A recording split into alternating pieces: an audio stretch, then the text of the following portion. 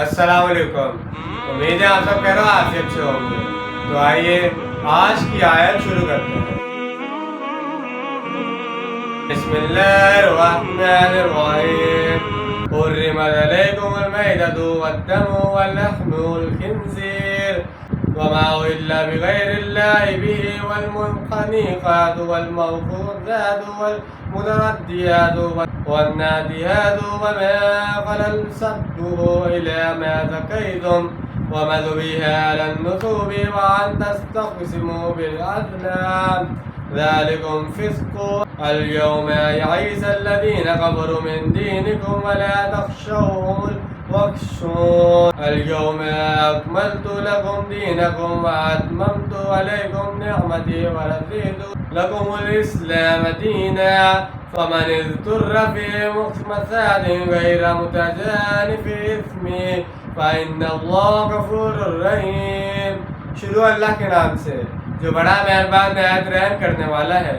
حرام کیا گیا تم پر مردار اور خون اور خنزیر کا گوشت، اور جس پر پکارا گیا اللہ کے سوا کسی اور کا نام، اور وہ جانور جو گلا گھٹنے سے مر گیا ہو اور چوٹ لگنے سے جس جانور کی موت واقع ہو گئی ہو، اور جو جانور کسی اونچی جگہ سے گر کر مر گیا ہو، اور جو جانور کسی دوسرے جانور کے سینگ مارنے سے ہلاک ہو گیا ہو، اور جیسے کھایا ہو وہ کسی درندے نے، مگر یہ کہ جیسے تم زندہ پا کر ذبح کر لو، اور وہ جانور جو کسی استحران پر ذبح کیا گیا ہو، یا تمام گناہ کے کام ہیں۔ اب یہ کافر لوگ تمہارے دین سے مایوس ہو چکے ہیں، تو ان سے مت ڈرو اور مجھ ہی سے ڈرو۔ آج کے دن میں نے تمہارے لیے تمہارے دین کو کامل کر دیا ہے اور تم پر اتمام فرما دیا ہے اپنی نعمت کا، اور تمہارے لیے میں نے پسند کر لیا ہے اسلام کو بحیثیت دین کے لیے۔ جو شخص بھوک میں مضطر ہو جائے اور کوئی حرام شے کھا لے، بشرطیہ اس کا گناہ کی طرف کوئی رجحان نہ ہو، تو اللہ تعالیٰ بخشنے والا مہربان ہے۔ وہ جانور جو خود اپنی موت مر گیا ہو وہ حرام ہے، یعنی وہ جانور جو اللہ کے علاوہ کسی اور کے لیے نامزد ہے اور غیر اللہ کا تقریب حاصل کرنے کے لیے اس کو ذبح کیا جا رہا ہے، یعنی المیتہ کی یہ 5 قسمیں ہیں۔ کوئی جانور ان میں سے کسی سبب سے مر گیا، ذبح ہونے کی نوبت نہیں آئی، اس کے جسم سے خون نکلنے کا امکان نہ رہا، بلکہ خون کے لیے اس کے جسم کے اندر ہی جم گیا اور اس کے گوشت کا حصہ بن گیا، تو وہ مردار کے حکم میں ہوگا، یعنی مذکورہ بالا اقسام میں سے جو جانور ابھی مرا نہ ہو اور اسے ذبح کر لیا جائے تو اسے کھایا جا سکتا ہے۔ مثلا شیر نے ہرن کا شکار کیا، لیکن اس سے پہلے کہ وہ ہرن مارتا شیر نے کسی سبب سے اسے چھوڑ دیا۔ اس حالت میں اگر اسے ذبح کر لیا گیا اور اس میں سے خون بھی نکلا تو وہ حلال جانا جائے گا۔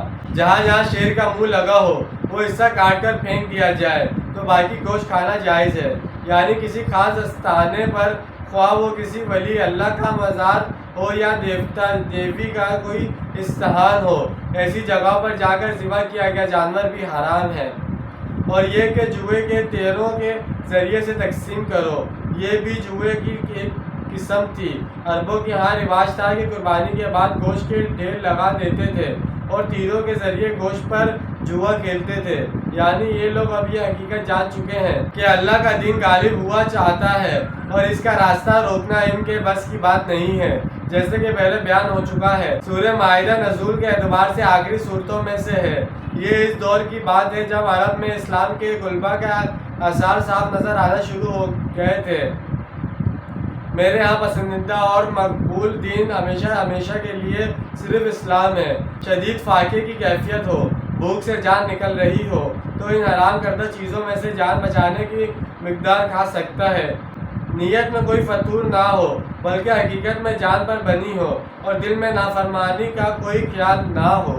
تو جیسے کہ آج ہم نے ایک آیت کی ترجمہ اور تفصیل بیان کی ہے، اس میں ہمیں واضح الفاظ میں بتا دیا گیا ہے کہ کون سی حرام چیزیں ہیں ہمارے پر، کون سے حرام جانور ہیں اور کیسے جانوروں کو ہم کھا نہیں سکتے، اور کون سے جانور ہم پر حلال ہیں۔ تو انشاءاللہ آج کی ویڈیو آپ کو سمجھ آئی ہوگی، پسند آئی ہوگی۔ ملتے ہیں اگلی ویڈیو میں۔ اپنا ڈھیر سارا خیال رکھیے گا اور اپنوں سے زیادہ دوسروں کا خیال رکھیے گا۔ جب تک کے لیے اللہ حافظ، فی امان اللہ۔